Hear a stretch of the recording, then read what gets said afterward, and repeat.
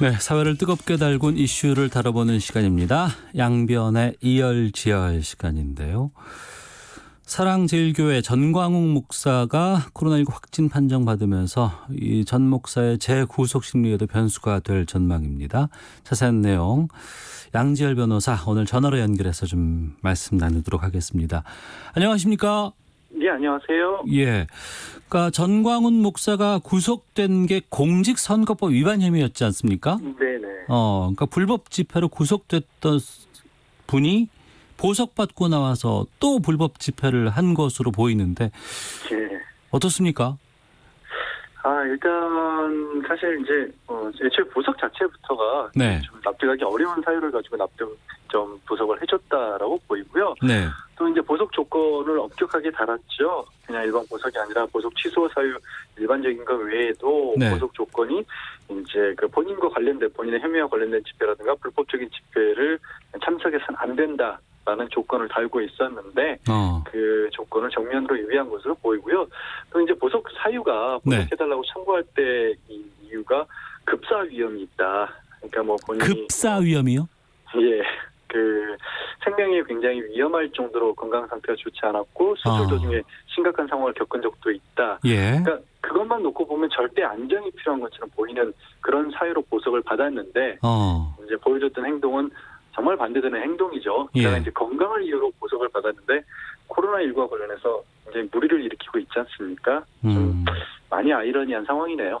네.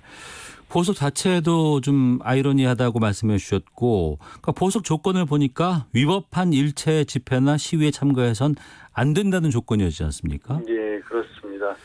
근데 지금 이제 광화문 집회 같은 경우가 일부 한 30개 가량 신청을 했다가 한 2개 가량은 또 보석 저희 집회가 받아들여졌어요. 네. 저는 이제 법원의 허가 결정 자체도 굉장히 잘못됐다고 보는 입장이긴 한데 네. 이게 원칙적으로 그때 당시에 이제 광화문 일대 집합 금지 명령 그러니까 이 보건당국은 그곳에 모여서는 안 된다라고 또 이게 명령을 내렸었죠. 네. 그리고 이제 전광훈 목사가 주도하고 있는 사랑제일교회도 그동안에 이제 방역 지침을 수차례 위반한 걸로 이미 굉장히 위험도가 높은 걸로 알려져 있었던 상황 아니겠습니까? 그게 이제 이후에 폭발적으로 이제 환자들이 그러니까 이게 갑자기 늘어난 게 아니라 이미 있던 환자들이 집회 이후에 이제 그 검사를 통해서 드러나고 있는데 네. 그날 집회까지 있었으니 얼마만큼이나 더 전파가 되는지 굉장히 걱정스러운 상황이죠. 그 검찰이 지금 보석 취소를 법원에 청구를 했고 지금 청와대 국민청원에서 재구속해야 된다 이런 청원에는 24만 명 이상이 동의를 하고 있는 상황입니다. 네. 그러니까 그런데 지금 또 이 전광훈 목사는 코로나 확진 판정을 받은 상황이에요. 수감도 쉽지 않을 것 같고 어떻게 되는 겁니까 이럴 땐?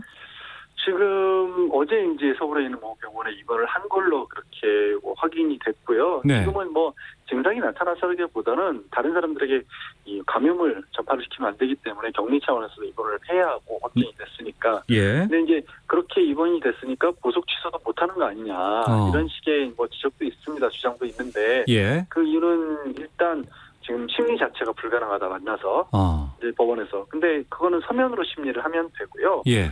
또 이제 보석을 취소한다는 건 결국엔 지금 구속 중인 상태에서 예외적으로 밖에 나왔으니까 다시 구속을 하라는 건데 이게 이제 조금 좀 순서가 좀 이상하게 들릴 수도 있지만 저는 이제 보석 취소를 충분히 심리를 해서 해야 한다. 네.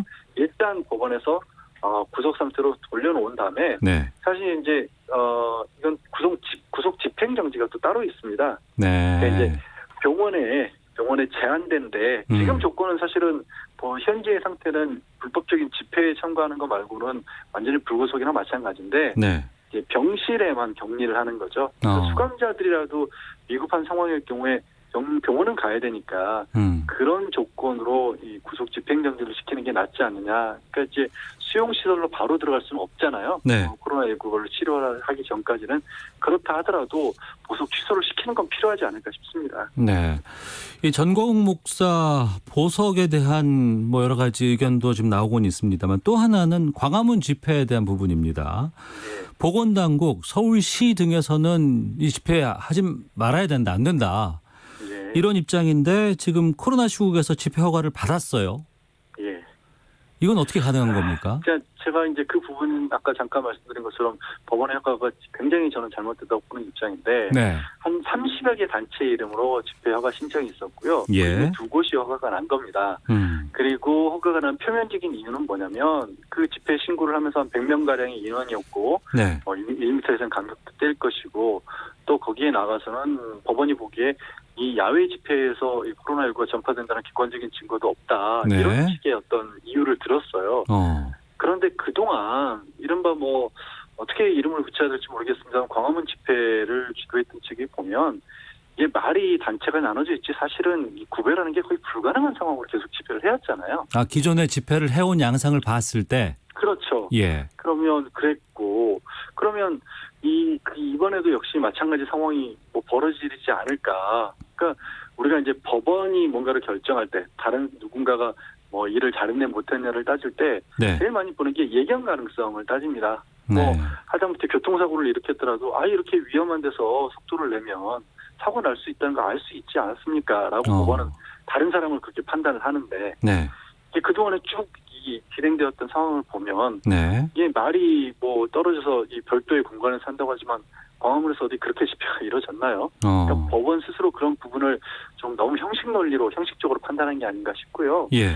또 이제 야외에서 그 집회하면은 이 코로나19가 더 전파된다는 객관적인 증거가 없다 그랬는데 그 얘기를 이제 방송에 나간 걸 보고 감염내과 의사분들 제가 아는 분들 몇 분이 이 해외에서 나온 논문들을 바로 보내주시더라고요. 네네. 이미 검증이 됐다. 야외에서라도 사람이 밀접한 곳에서는 전파 위험성이 높다고. 그러니까 법원이 그런 감염병의 전문가는 아니잖아요. 예. 판사가. 그런데 이 보건당국에서 여기 모여서는 안 된다고 했는데 그걸 그렇게 본인의 어떤 주관에 따라서 허가를 해주는 게 과연 타당했을까? 좀 회의적입니다. 네. 그 부분인데 방역당국이 금지한 집회를 법원이 허가를 내준 것이고 예. 또 그 확진 판정을 받은 목사가 집회를 나가고 또 예. 방역당국 일반 시민들로서는 피해가 상당하거든요 지금.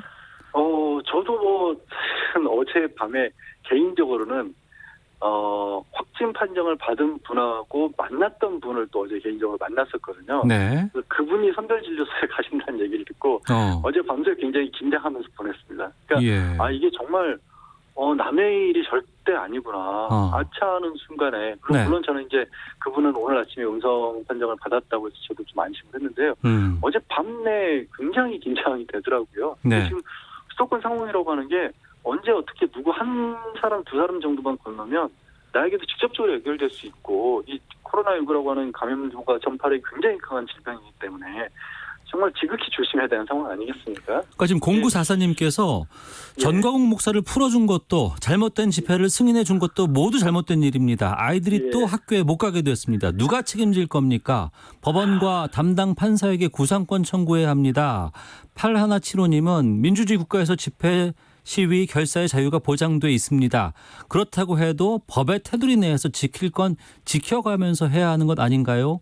이번 집회는 정말 잘못된 일이었습니다라고 의견 주시는데 이 어떤 이 법원이라든가 판사에게 징계 조치를 내릴 방법은 없나요? 그러니까 이게 그렇게 답답한 거죠. 이제 법원에 아까 제가 굳이 법원에 다른 사람이 왔었을 때 재판을 받을 때 이런 기준을 적용한다라는 말씀을 드린 이유가 법원이 그런 정도의 실수를 했을 때는 어떻게 할 거냐라는 문제가 당장 나올 수밖에 없는데 법원은 또 그렇게 어떻게 보면 이제 판결을 내리는 항상 결정을 내리는 최종적인 판단을 내리는 주체이기 때문에 이 판단이 잘못됐다는 이유만으로 뭔가 책임을 묻기 시작하면 이제 재판이 흔들린다. 이런 어떤 반론이 있을 수 있을 겁니다. 그래서 저도 뭐 그 판사를 징계를 한다기보다 법원 스스로도 그러니까 우리 뭐 검찰이 됐든 법원이 됐든 사법기관들이 법을 집행하는 게 교과서에 나오는 어떤 상황에 맞춰서만 집행하는 게 아니잖아요. 사회 대한민국의 그분들도 국민들 한 사람 한 사람이면 이 세상이 지금 어떤 상황에 놓여 있는지에 기초를 해서 제가 좀 판단을 했었어야 되는 게 아닌가 그런 아쉬움이 좀 큽니다. 네. 이런 상황에서 지금 검사에도 잘 응하지 않는 분들이 또 나타나고 있다고 합니다. 또 자가격리 지침을 어기고 뭐 아무렇지도 않게 거리 활보하다가 뭐 처벌받는 경우도 좀 끊이질 않고 있다고 하는데 이 감염병 예방법 위반하는 거 이거 벌칙이 세죠? 지금 이미 이제 이제 코로나 초기에 국회에서 뭐 처벌을 강화를 해서 예를 들어서 예방법 위반 방해행위 같은 경우는 2년 이하 징역형까지도 가능하다고 하고 네. 실제로 이미 뭐 여러 차례 구속된 사례들도 나오고 있고요. 그런데도 불구하고 경각심이라고 할까? 이게 좀 시간이 오래 흘러서인지 좀 느슨해진 듯한 그런 부분도 없지 않아 있습니다. 네. 뭐 처벌을 강화한다고 해도 그 이상 올린다는 건 또 어렵거든요. 이게 이제 다른 사람들에게 끼치는 피해도 있지만 어쨌든 병에 걸린 사람이 본인이 걸리고 싶어서 걸린 것도 아니기 때문에 네. 이게 뭐 처벌을 강화한다는 게 능사는 아니고요. 그 어떤 인식이라고 할까 이런 부분을 좀 다시 한번 다져볼 필요가 있지 않을까. 알겠습니다. 그러니까 뭐 애써서 해온 거 아니겠습니까? 예, 답답합니다. 자, 오늘 말씀 여기서 듣도록 하겠습니다. 고맙습니다. 네, 고맙습니다. 예, 양변의 이열지열 양지열 변호사와 함께했습니다. 전화로 양지열 변호사 만났는데 전화 연결 상태가 썩 좋지를 못했습니다. 여러분께 양해 말씀드리도록 하겠습니다.